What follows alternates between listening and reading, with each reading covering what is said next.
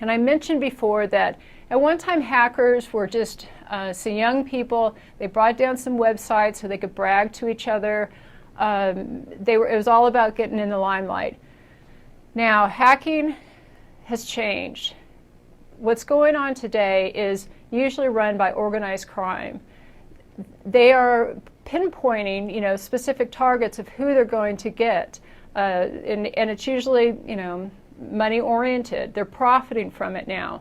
It could be through identity theft. They're attacking actual banks, and there's extortion that goes on, where somebody finds a security vulnerability within a corporate environment, within like their perimeter wall, and they will contact the company and say, look, we know about this, and we will use this exploit against you unless you give us some money. That's extortion.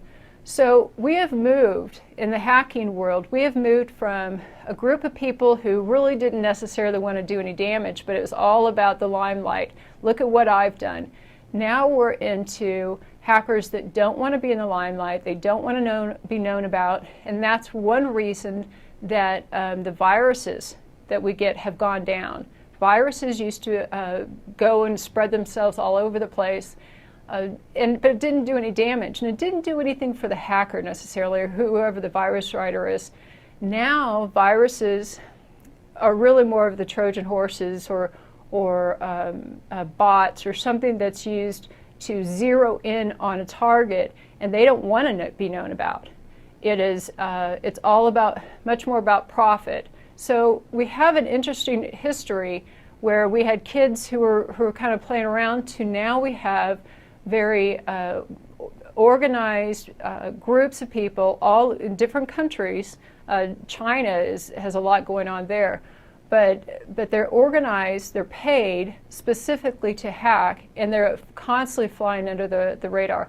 So don't think that you're small and nobody knows about you, or you're using something proprietary and nobody's going to be able to get through it.